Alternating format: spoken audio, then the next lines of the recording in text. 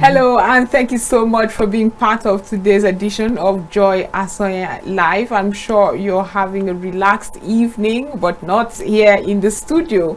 Today we'll be talking about something very important.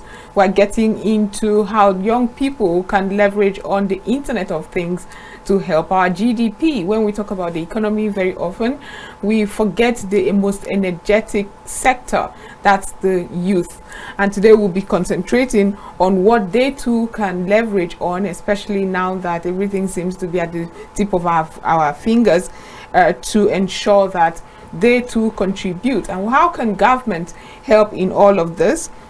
What are those policy changes that we should see? How are Nigerians even perceiving young entrepreneurs in the country? That's what we'll be focusing on today's edition of the program, talking about improving entrepreneurship in the digital space. In the studio with me to do justice to this topic is someone who has become outstanding in what I'm discussing, talking about in the youth advocacy, talking about entrepreneurship. She has made a mark for herself. Cecilia James is my guest this evening rather, looking beautiful. She's the CEO, Cecilia Ventures. Thank you so much for being part of the program. I hope I pronounced it well. Okay, you tried. You tried. Cecilia Ventures. Cecilia Ventures. Yes, thank you so much for being part of the program. Thank you for inviting me. Right. We'll go for a short break to return and get into the discussion proper, entrepreneurship in the digital space. We'll be right back.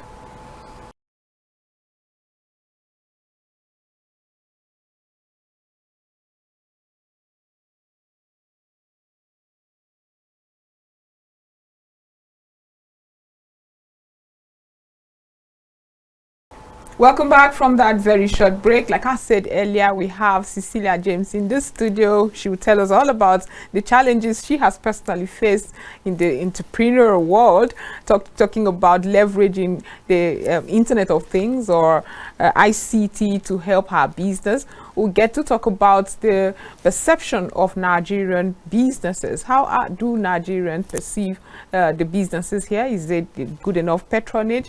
How can we remove corruption and the fraud and scams that is often beclouding that space?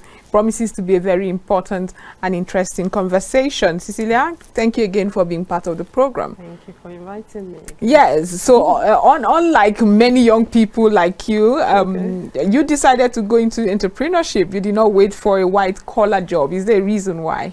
Okay, thank you so much. I actually did try to get a white-collar job. Like the rest of us. Like the rest of us. It's always the case, actually, that we always believe that there's a job waiting for us somewhere, or aside that the white-collar jobs are better. Many of us don't want to get our hands dirty. We don't want to do the maniac jobs around here. Although when we go abroad, we actually do those jobs. And even worse ones. We do worse ones, actually. We don't want to do them around here because we feel they are demeaning. We feel this, we feel this. We're talking about agric the other day. You were at the conference, and it was the same thing we were talking about. A lot of people don't want to go to the farm because they feel, that job is not for me. That job is too low for me. I have graduated, I have a master's degree, and this and that and that. And then you wait forever. I've had this conversation severally, and I keep telling people at the end of the day is first you being able to survive. Whatever you find to do, as the Bible will say, do it with all your mind. Do it with focus, do it with determination, do it with the belief that tomorrow will be better. And for a lot of us, actually, we have survived using this principle. And we're not just creating employment for ourselves, we're also creating employment for others. So I did actually try to find a job. I tried so hard, but it didn't work for me. And it got to a point where I had to ask God, what is the way forward? What did I do wrong? Why do I keep applying and nothing is coming to me? Exactly. And then the Holy Spirit ministered, and I started doing something from the comfort of my bed. And as you already know, COVID came and open our eyes to the reality of things on ground, that you can actually create jobs for yourself from the comfort of your home and employ others. You don't have to wait. It's not always about going to, if you want to work in an office environment, create one. I started by creating one in the comfort of my home. I had an accident in 2020 Wow. that kept me bedridden for about 2 years. My leg was not supposed to touch the ground. Wow. And when I started recovering, I was on crutches. Wow. So during that period, it was left for me to start asking God why. I honestly didn't have the energy to ask God why, because when I think that I could have died, it was just me being grateful that I was that alive. you are even alive. So every time the thought of God, my leg, You remember? tried to cross my mind, I still remember that when I looked at my car, I still remember that I should actually be in the ground, right, not here. God spared my life. So I really don't have complaints. So I began to just play with my phone, looking for what to do, and then just trying to keep myself busy. And as you know, the world of today is the world of the internet. If you're not on the internet, you're missing something. If you're doing business, you're not online, you're not on Google, you're not on any of the social media platform, then you're on a long ride, as my generation would say, you're on a very long ride. So I began to play with my phone, and in fact, what I was doing initially was connecting people to businesses. Like I was saying the other day, I was trying to connect people to businesses, trying to promote people's businesses. Does that pay? It is a business of its own, actually. I mean, I know, but in this climb, you know, it's very informal. Can I have your hairdresser? And you just casually do that. Does it do pay? It does pay. It does pay. In the world of today, everybody is online. Everybody has a WhatsApp. Everybody has a Facebook page. In fact, the one that is closest to us is the WhatsApp, because you really can't do it without your phone. Exactly. And that's like the closest place to you to relate with others. Exactly. So WhatsApp is there, and these days, if you check, everybody has something on their status. Things have revolutionized. Since the COVID, people have changed. Everybody is doing business now. In fact, these days, if you send somebody good money on WhatsApp, it's thanks for contacting Success Ventures. Yes, exactly.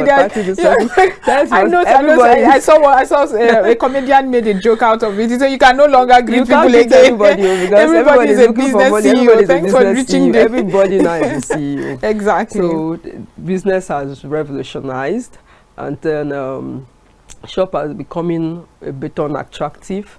Everything is mobile now. More people are selling in the comfort of their phones, in their homes. Then, of course, with the logistics men out there, why do you even want to stress yourself? Exactly. When last were you even at the market yourself?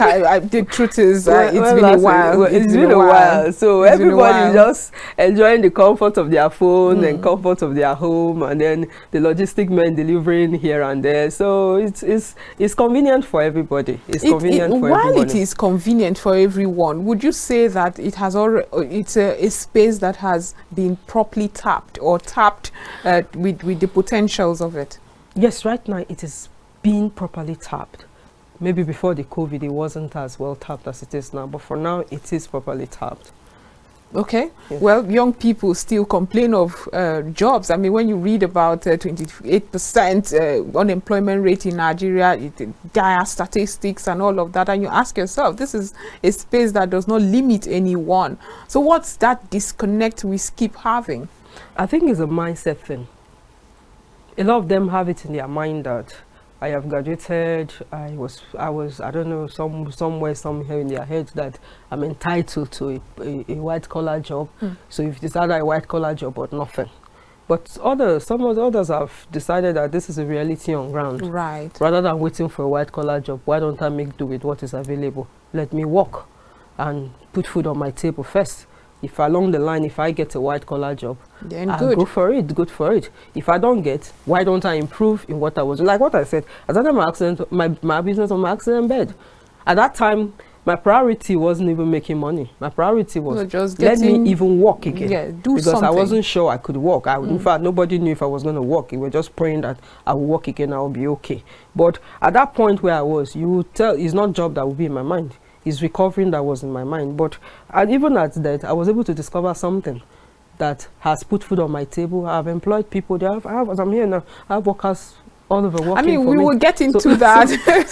We will get into. It's just a reality. What you're we need to accept that this is where we are. Technology has made everything easy. So if you're still in 2023, waiting to find a white collar job when people are creating, go to social media. Almost everybody is an influencer today, of some sort. Everybody has a niche. Everybody has a niche today. Everybody has a niche. So it is you who is limiting yourself. Exactly. It is you who is depriving yourself from the opportunity that everybody is leveraging on. So why not join the bandwagon and do something for yourself and first survive? Then if you want to now get a white collar job, you go get your white collar job or create one for yourself. I have an office. In fact, I've created an office within the comfort of my home initially, which I'm trying to move out of my home right now. Because you are upscaling, of course. Of course. If I didn't have the finances, would I be talking about renting shops and renting offices? I have a branch in Lagos as I speak to you. If I didn't start something for my home, will I even have the finances? Exactly. Maybe by the time I would have recovered from my accident, I would have been thinking of God who will help me. Maybe I would have become a beggar. Hopefully not. which is another unfortunate part of our yes. It's very unfortunate when you see that young people who can be active, who can like the space you just mentioned. Everybody has WhatsApp. Data is cheap. You could leverage on that, and yet we just see young people who want to rather beg, who want to rather complain about government. But speaking about government, what would you say the government should do to better the space and make it more viable and the environment more regulated? Because when you hear about the many people who have scammed, you can understand why people like you who are entrepreneurs in that space get skeptic customers, people who are very skeptical about what you do. If I pay upfront, would you deliver? Because they've also had people who have scammed them. True. So what can government do in that regard? Okay, for that aspect, I am hoping that the banks will step into it. I don't know why it is possible for somebody to scam somebody through a bank account. Exactly. And nothing is done about it. So the banks really need to work in that aspect. Let the CBN do something about it. If somebody is scammed, let the person go to the bank and report. Let the person's account be blocked, because it's not possible for you to be in Nasarawa, for you to be in Lagos and scam me from Abuja if you know that you're not going to get access to the fund or your account is going to get blocked. So government can start with that. Let CBN do something about this account. People can be scammed because it's affecting us, honestly, for those of us who are doing business online. Although for some of us, we have built an history of trust. Level of trust. Like customers just come and they buy without asking too many questions. And then of course, I always tell them, do your research online. There's also steps you can take to ensure that this person is the right person. I'm not sending my money to the wrong people, because some of them actually display items like they are selling. And then when you're done sending them your money, they block you. And you don't have anybody to report to, unless you go to social media and cry. And even when you cry, sometimes nobody even hears you because maybe your voice is not loud enough. But the CBN can do something in this regard. Let them work on this account. Let them block this account whenever they need to impose on this account. But why is it that, I mean, we have, before you open a bank account, there's the BVN. And then the BVN, you will have to come with utility bill that points you to a certain household. Yes. That certain household will have an address. Of course. So well, we celebrated the BVN, the whole BVN thing, because we thought, okay, this is it. Some sanity in that space. It's going to be now transparent. However, I've heard a lot of people recently, a cousin complained. In fact, I had to go to the hospital because of her. She entered this what they call the one chance. Yes, and when they got there, they took her card, they inserted in a POS machine that they were carrying along in that vehicle. They withdrew everything, and she could not. I mean, after she went to her financial institution, of course, and complained. She went to the bank, got the bank statement. Until this moment, they have not been able to trace where that account was paid into. Transfers was made into an account with an account name, and the bank is unable to, in collaboration with the security agencies, fish out this person. And that's very concerning. Okay, even she's not the only one in this. At some point, my own business account was hacked at some point, and I think I lost about 300,000 Then I tried tracing the fund. I went to the bank. My bank told me the hacker was in Aba, that the money was withdrawn in Aba, and they use a POS to withdraw. And I'm like, why would somebody use a POS to withdraw my money in Aba all the way? I don't think I've ever been to Aba. Exactly. I don't even know my way to Aba. So it couldn't have been me withdrawing my funds, cash. I wouldn't go to the bank and start withdrawing cash of 300,000 naira for cash at the POS point. I can go to the bank. And even at that point, I had my account. You know how you tick this email, blah, blah, blah. Yes. I had only check only on that account. I didn't even have a mobile app. That now forced me to have a mobile app on my business account. At least let me be seeing what is going on. Because that day I just started receiving debit. And before I could get to the bank, the person had already, before I could call customer care to block, the person had carried 300. Everything. So I tried everything and they told me I needed to get police report, I needed to do this, I needed to do that, I needed to go to Aba, I needed to provide logistics and all of that and all of that. And even when you do all of that, you still know, you still have to go to Aba and all that. So when I checked the whole stress, I'm like, how do I and that's happened to a lot of people. I know it happened to my mom. My mom used to brag that, oh no, she has a certain peg on how much she can withdraw from her account. Oh yeah, right. Then we drew 800,000 at a go, and without all of that, and the financial institutions are not. They will just tell you, you should go do police report. When you're done with police report, they say you should provide logistics and all those plenty. All of this can be regulated. That's what I always say. Because I had a lady who cried to my office the other day and said she lost 1.2. Yes. To the same thing. So all of this can be who is giving out these POS machines? Are they not names registered with? And you that is giving out your money at the POS point, are you not collecting the form of ID card? Because if I was doing a POS business and you come to me to withdraw an amount as huge as 1.2 million, I should collect a form of ID card. I should collect a form of address. So let it be some kind of deterrence for these people. Let it be some kind of punishment.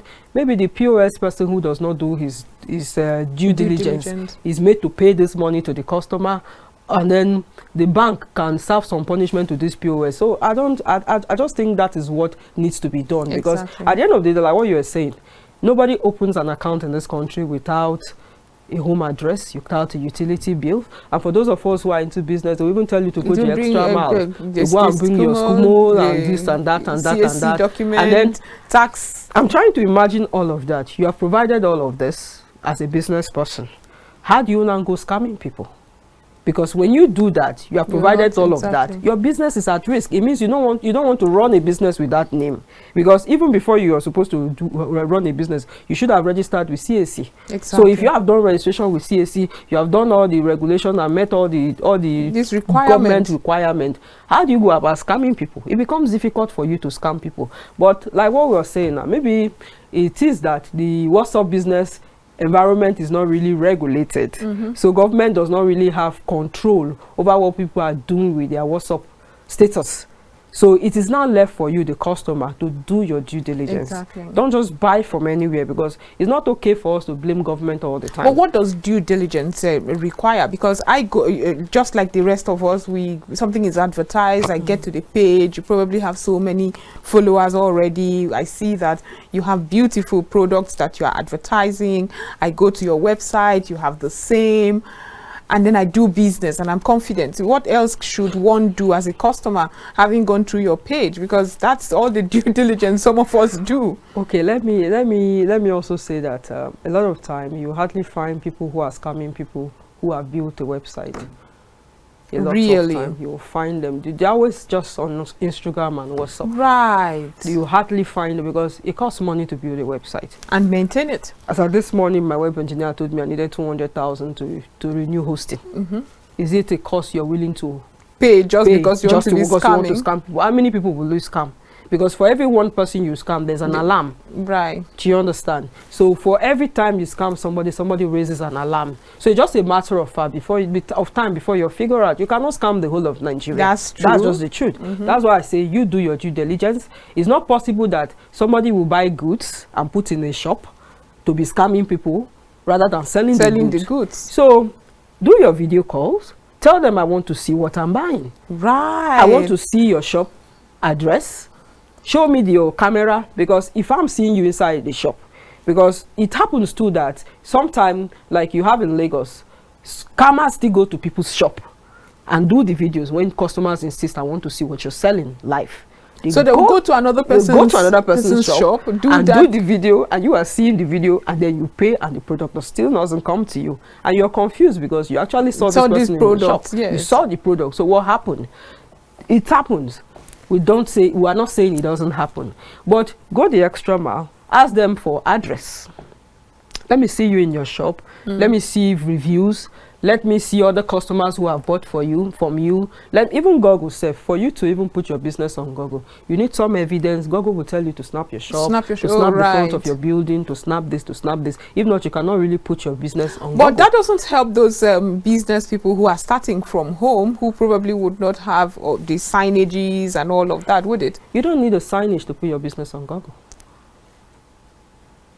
I mean, you just said for somebody who wants to do due diligence, you might have to ask for the business address and check it out and all of that. But if I'm having my small business from home and I want to start there like you did, and all these questions, the customer, just because he wants to buy a product, is asking you, where's your business address? Where can I see my house address? I said I started business from home with a broken leg on crutches. So at some point, my customers were coming to pick the product from my bedroom. There's nothing to be ashamed about. It's what I went through. My customers will come, they will chat me up. I'll say, come to my house. They come to meet me on my bedroom with my POP and my crushes. And they come and pick what they want to pick and give me my money on top of my bed and tell me sorry and go home. And life goes on. I needed to kill myself. So if you don't have a shop, put your house address. That shows that you're honest. Right. I have built my business integrity on trust. Like I said, from the comfort of my home. If you came to my room and saw me and bought a product for my room, will you not tell someone else about it? By all means. By especially means. So if it's a good product and I have used it and I can. So I built my traffic on referrals. I have never been able to do adverts. It's just been referrals, somebody bought. And even when I started my logistic business, it was just all referrals. The customer service there is good. Oh, the person is trying. A lot of them didn't know me. It's now my customers are beginning to know me, because then I wasn't posting myself. Even all the time when I had that accident, all the products. It took 1 year when I was celebrating my 1 year Thanksgiving. That's when a lot of them, you actually had an accident and you were still just relating with us as if nothing happened. You were still nice. You were still attending to customers. A lot of people would have been depressed. I said, why should I be depressed? I only have reasons to thank God. So put your house address. You're doing business from home. But that shows you're honest. Exactly. That shows you're transparent. Exactly. Because you wouldn't want to use your house to scam somebody. Exactly. So you that is a customer, ask them, do you have a shop address? Go to Google, check. If the shop address is not there and the person is saying, I'm doing business from home, then give me your home address. I buy from people too. And that's what I do. When I say give me your home address, my rider will come pick it up. And you tell me, oh no, you don't allow custom. It means you don't want to sell. Exactly. It's not compulsory I buy from you. You're not the only person selling the item. So why should I kill myself about buying from you? And then go home and cry that you scam me. Exactly. So well, it's time to go for a short break. We're still discussing with Cecilia James, the CEO, Cecilia Ventures. She will get to tell us. I pronounced it better now. She will get to tell us those steps that one has to take to get there. There's proliferation of of this business. So how can one stand out? We'll be right back after this short break. This is still Joy Asonye Live.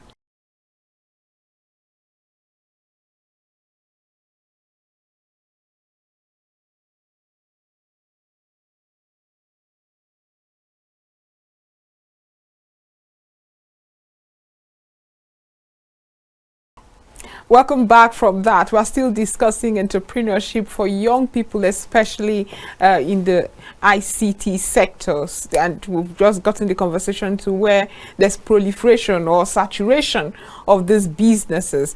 And we'll get to learn about the CZ Venture way. How can you stand out if you want to get into business, especially in the digital world? Well, we're back to you, Cecilia. How can one stand out? And then give us the CZ Venture roadmap. You want to start leaking all my secrets? Exactly. Give us the roadmap. Okay, how can you stand out? Like what I was saying, first of all, build trust. In whatever you're doing, build trust. Let people get to trust you. Let people get to know that what you put out there is what you're giving them. A lot of time we see pictures and videos of what I ordered versus what I got. Exactly. And I'm wondering, why will anybody that is okay, is mentally okay, do this? It has happened to me severally. It happens to everyone. Why will I order this and get this? But it's not a peculiar thing to Nigeria. It is not. It's not a but it's peculiar more thing around to here. know. It's more, yes. But And I think what you're calling peculiarity here is that a lot of times when we're ordering online, we don't read the information. You hardly buy something in an online platform and you read the information thoroughly, and the opposite of it came. exactly. And even if you did, you're always at liberty to return it and get I back want to your share money. something. So I saw online a woman was complaining. So for packaging, she usually gets cartons from a certain local industry where they give her a certain size of carton to package her product for fancy little cartons. However, she saw it about 80% cheaper in some international platform, selling platform, and she purchased. She didn't even think twice, and was almost cursing at the person, the local guy who was making the ones for her. When they arrived, there were these teeny weeny bit cartons. So she hadn't read the inches well. She just saw the picture on her screen and was like, this is what I want. That what I was Unfortunately, saying. For it was this teeny weeny, very small, and it was so funny. For foreign websites, hardly do you get to read information thoroughly and then make a mistake. Make that mistake. But around here, people do it. The tailors do it. The online sellers do it. A lot of people do it. You order a dress, you get issues. And I'm wondering, how do they relate? The wrong size. The worst is when you order a full human being's dress, and then they give you like a chance. I ordered a handbag once and I got a key holder.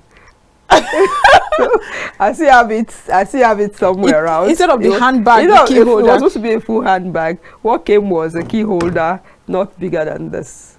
And I was so fine. When I saw the picture, it was so fine. I'm like, okay, maybe it's me who didn't see the information well. So I just kept. But when I looked at the cost of the key holder, I'm like, this couldn't have been. It couldn't have been a key holder. I saw a handbag. Why am I getting a key holder? So it happens. It happened, but it's more around here. I think what the problem here is the honesty. A lot of people are not ready for business, just like I said. A lot of people are looking for the easy way out. That's why you have a lot of crimes here and there. People are looking for the evil way. Like what I tell people who care to listen, there's actually a lot of money in society if you will put yourself to work. If you will develop ideas that work and then focus on them, because a lot of time people start something today, tomorrow they are jumping off. Exactly. They don't have the patience to sit down and develop what they've started and see where it leads, whether there's actually something in it for them. They want it easy. You want to make all the money today. Right away. If you hear the people you are admiring, the people you want to be like, if they tell you the amount of work they have put into what they have become, you will not want to put it. Exactly. You will not want to go through the rudiment. You want it easy. You want to just jump and just become rich and just drive the best car. No. Work. You will get there. It's just a matter of time between you and your dream. The only gap is time. Exactly. It's just time. So it's on us. It is us who need to adjust ourselves. It is we who need to adjust our mindset. It is we who need to revolutionize ourselves, because the world is not waiting for you. The world is not waiting for you. People are moving on. Nobody is waiting to say, government, come and give me work anymore. True. Now people are asking government, what can I do for you? I came into your studio a while ago and I hear that you have over 70 coppers here. Yeah, exactly. You are developing them for their own future. True. You're doing something for government. And that brings me to my next question. Those in your sector who often get tired, what are those frustrations they often face? Because if the world is moving to this sector, you should be getting better. Why are they falling off that map? A lot of time people are impatient. People are impatient with themselves. They tax themselves too high. They just believe that everything should happen overnight. If I tell you the amount of work, the amount of time, the amount of sweat and energy I put into my business, people just see the success today. They don't know what I went through. Those days when I was lying on my bed, I couldn't get up, because initially I used to just run after my rider. If you can't deliver, I will pick my thing and go and deliver by myself. But my focus is my customer. I won't use my business to play with you. I'll just go and deliver. But by the time I had my accident, I couldn't do that anymore. I was just lying on my bed, counting on them to do what they are supposed to do. And many a time with the workforce around here, people are not ready to work. every day we employ, we fire. We employ, we fire. They don't want to, people don't want to work. People don't want to work. It's unfortunate. Where are we getting it wrong? We came from a background where we watched our parents work. I mean, the unemployment rate was not this high. There was always something to do. And I'm beginning to meet more employers who say, really, we might not have to blame the past president who said Nigerian youth are lazy. Maybe that was generalizing too much. But I mean, I'm meeting so many employers who are not happy about the workforce. They are just good enough not to get sacked, but they are not good enough to give you what give you what you want. And the ones who are in this category are so many. Others would just sit and be like, oh no, I want to slay, or this is not for me, it's too time consuming. How are we growing this trench of young people? Are we not infusing entrepreneurial skills in them early enough? Okay, before I even go into that, I have tried to suggest that, you know, when we were about graduating then, midway in the university, government introduced entrepreneurial development. Right. It was part of what would help us. Of course, me, even as a young person, I was ready, I've always been a seller, selling something. Even when I was in school, I was always selling something. I didn't believe in going to wait for somebody to send money to me. I didn't have anybody to ask. I'd lost my parent early, so I needed to always work. So the only culture I understood was work. And government needs to do also, like what I was saying the other day, the government needs to introduce this agri program to schools. Exactly. Let them just know that it's beyond graduating and getting into the labor market. The labor market is not smiling. It's already overpopulated. Don't wait to get there before you start discovering that there are a lot of things you can do for yourself. Now, going to what you were saying, our morals are fast eroding. You see that hot hand our parents held us with, that they used to flog you, don't do this, don't do that, don't do that. I don't think it happens anymore. Even in school, I don't think there's even corporal punishment anymore. Not like to say that I'm advocating or not advocating for this thing. Before somebody say, nobody to come and flog my child. That's a subject a lot of us avoid to say on air because, do you understand? So it's the moral thing that is eroding us. Do you understand? People no longer ask, where did you get this thing from? How did you get this thing to? So there's a lot of pressure in society, especially among the youth. Everybody wants to slay. Everybody wants to be rich. There's a get-rich syndrome that is eating us up.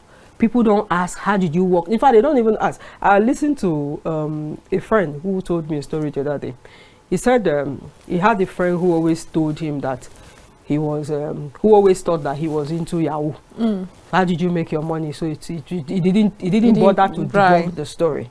So he just left him. The person is into content creation.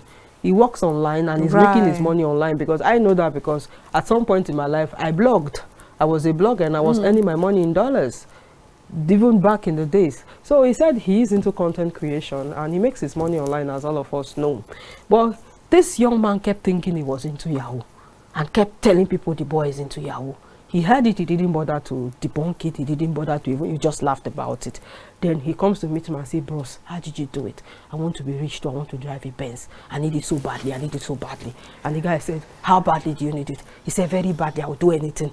He said, are you sure? He said, yes, I will do anything. He said, okay, what are you willing to sacrifice? He said, anything, just name it. He said, okay, we want your mother for the sacrifice. Your mother? We want your mother for the sacrifice. Go bring your mother. Let's kill her for the sacrifice. And the young man climbed up. He said, no, choose another person, not my mother. He said, that's the only person we want. Give us your mother. Sure, you want money? He said, yes, but I'm not going to give up my mother. He said, no, give us your mother. If you give us your mother, you become rich automatically. The young man started crying.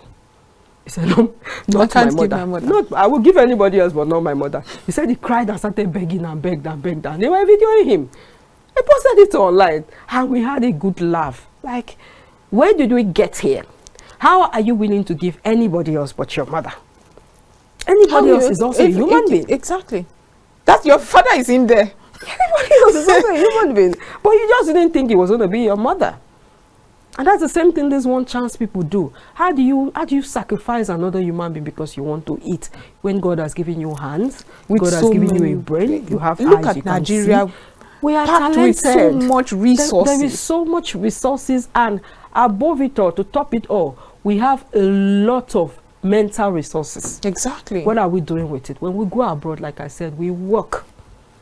And we are outstanding. There's no Yahoo abroad. Nobody goes abroad to do Yahoo. Exactly. All of these people are carrying up and down. When they go there, they work. The many jobs they refuse to do here, they do over there. The ground they refuse to sweep here, they sweep there. The plate they won't wash here, they wash there. They work in restaurants.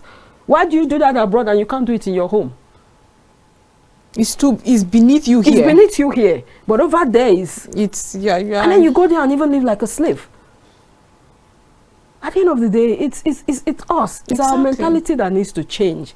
We need to realize that you can actually give value to anything you do. If you want to wash plate and ask for your word. Somebody will pay you for it. And again, too, maybe our employers too are also not doing well in terms of salary payment. Because I don't know why you will employ somebody. When I started logistic business, for example, the salary was really poor. And I used to tell them, I said, I will not. You can pay your workers whatever you choose to pay them. I will not be in that category. Because I'm trying to imagine that these people also have needs. They go to the same market I go to. Some of them are married, they have children. How do you pay them? How would they survive? How do they survive? So when you begin to put yourself in the shoes of your workers, I'm sure you'll be tempted to pay them a little more. Sometimes business may not encourage that. It's not really your fault sometimes, but you can try. And you see that in an organization where workers are well paid, they are also forced to put in their best. And why they do that is because they also know that if I leave this place, I may not get a better option. Right. So they give you their best. I have workers who behave like my brothers, they behave like my sister. I can leave my business and travel. And you're sure that I'm not bothered. Nobody, I've never had anybody, they don't steal from me. I'm not bothered by anybody stealing. Because what do you want? What do you really want? Unless you have a psychological problem. What do you want? My workers don't ask me for things and I say no, because I try to imagine that sometimes the business may not be lucrative enough for you to pay them, like the recent Naira meltdown and all of that. Sales are not as it used to be, but it doesn't mean that you should neglect their needs. By the time you do that, you force them to want to leave the job. You force them to want to resort to other means to survive. And some of them, if they can't, they will steal from you. So I tell employers, I tell my colleagues all the time, pay your workers well. Because sometimes, even this money, you have it. Exactly. If you can live a certain kind of life. Because your workers are also looking at you that... It's true. I mean, why not me? Exactly. If my madam want to drive a car, if I want to drive a car, I've lost some of my workers who tell me, madam, I like this your car, I tap into it, I'll buy it. I said, of course, just work for your money and you will buy it. I have had some of my riders who bought cars. I've had some of them who built their houses while they were working with me. And then they will get to the life level of independence and say, madam, I want to start my own business. So I said, okay, by all means, start your own. My manager right now is starting his own business inside my business.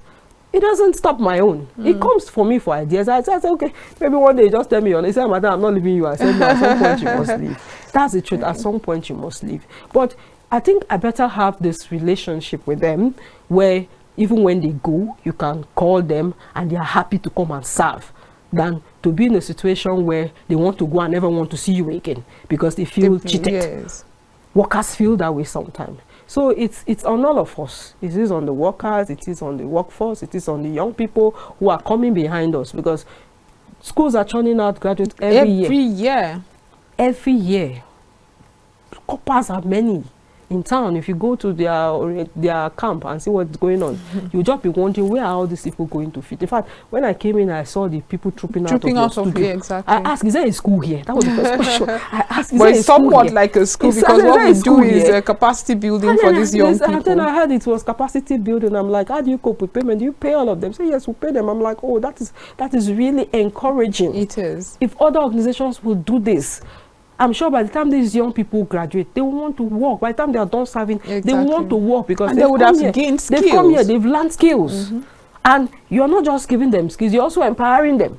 So then, with the little you are giving them, so then we'll buy microphones. So then we'll buy little cameras, even their phones. They will then learn to they'll plug it in. Before you know, they start creating content. Before you know, just seeing them on the street interviewing people. Have you not done something for them? You have. So it's on all of us. It's on the youth. It's on the government. It's on business people. It's on the customer. It's just all of us who needs to change our mindset. Before I let you go, we need to learn about what CZ I hope I got it. Cecilia Ventures. Okay. Cecilia Ventures do. For people who would be listening to us and wondering, okay, madam, who are you? What do you do? How can we patronize you? Okay, Cecilia Ventures. We are into health and beauty products. We also run an arm of logistics and real estate as well. So we have a website, ceciliaventures.com, and we are growing a brand of e-commerce around here. That's what we're trying to do. That's an idea I have, to build a brand of e-commerce.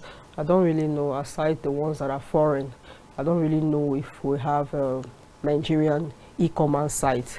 They give you everything you're looking for. Right, everything. I mean, I went to your site. I saw so everything. Much. I saw so much. Everything. So much. I saw a lot, and I saw things I didn't know, could be there. And I was really impressed that the website was really neat. If I hadn't met you, I probably would not have known it's Nigerian. And it's unfortunate that I even have that kind of perception of Nigerian, because it's not this haphazard. I mean, I've seen several websites and scrolling to the next page is a hurdle, and you're like, you're not ready, please, but I must commend you for starting that, and I'm happy to hear that you have a component of real estate. Yes, and logistics. Okay, what does the real estate component? I mean, when you say real estate, what part of real estate are you? So renting, okay, buying, selling. Buying, selling. Yes. So viewers right now can also say, you know what, I'm moving to Abuja. Where do I go? Where do I go? Yes, you can contact me, and I will be glad to put you through. Okay. And the logistics, let's talk logistics, because the transport sector in Nigeria is nothing to write home about, and I can understand them. Recently I read somewhere where it was even being spoken about that these riders that have been very helpful in moving little products here and there are going to be banned in the FCT. I don't know if you stumbled on that. And I was wondering, people like you. So let me hear your part of logistics. Is it a U-Haul kind of logistics where you move bigger products, or I'm into e-commerce, and the only relatable area of logistics I want to do is bike riding, because that's what actually aids my business, my e-commerce business. So when customers order, they don't have to wait forever. We deliver. In fact, we are known as fast delivery. We've always been known as fast. We're swift. Like, you can order in the next 30 minutes, and your product has arrived. Right. Even while I've been here, people are ordering good and it's being delivered. So we don't want you to stress order something and then wait for 3 days, 4 days, when we can actually have it here. Because we also inculcated a brand of warehousing into our services. Right. What I was trying to do was to allow other sellers to leverage on what I was creating. Right. A lot of them don't have the resources to create websites, and even when they have, they can't find reliable hands.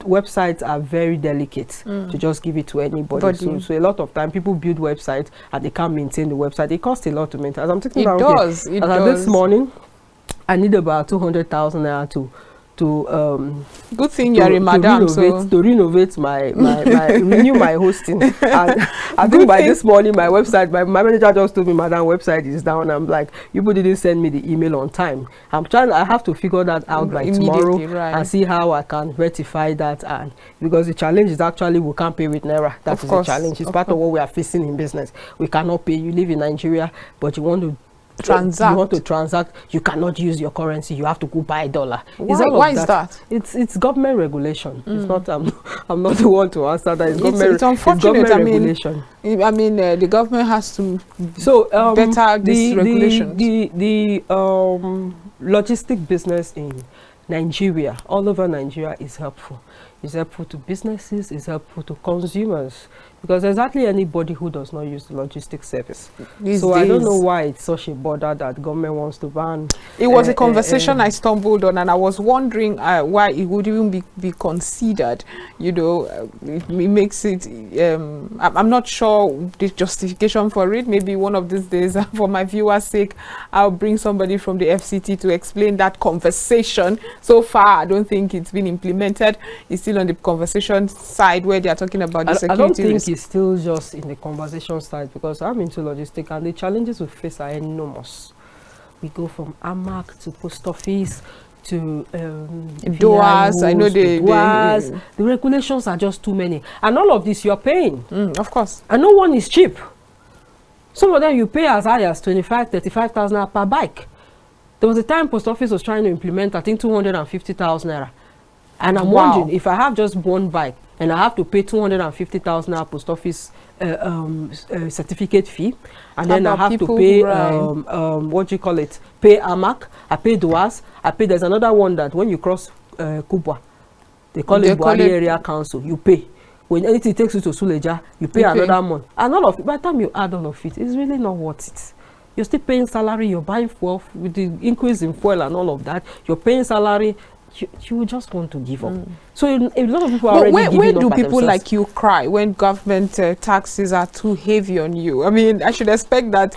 Not all of us have the energy for crying in this country. Some of us just pick ourselves and then just find an alternative means and keep moving. We can't all be crying, but a lot of my colleagues are crying. A lot of them are giving up on business already. A lot of them are tired.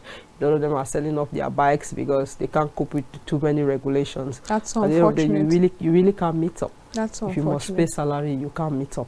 So a lot of people are crying, but some of us have found a way. That's why in Nigeria, you really can't do one thing and just be okay. You have to look at me now. I'm doing e-commerce, I'm doing logistics, I'm doing real estate. Who said me? I want to survive. Exactly. And I can't sit down and start crying and say government has not done this because government didn't do this. Let me just sit down and start crying. No, I will not cry.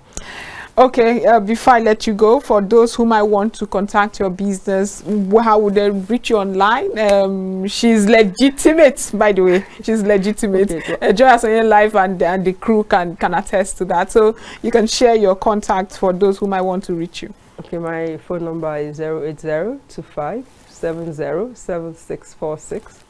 I take that again, 0802576. Sorry, let me take that again. Please take it again. Slower this time. 08025707646. And we have a website. The name is scrolling on the screen already. I can see the name on the screen. CSHVentures.com. www.csventures.com. We're on Instagram. We are on TikTok. If you just Google, just put us on Google, CSH Ventures. I'm sure you see a lot, so much of us littering the internet, thanks to Google. And thank you so much for being part of the program, Cecilia James. It's wonderful to have you, and then the exposure you have brought into the world of entrepreneurship in this age and time. Thank you so much. Thank you so much for having me. And this is it for Joy Asonye Live. We'll be back tomorrow with so much more, but for today, do have a restful evening.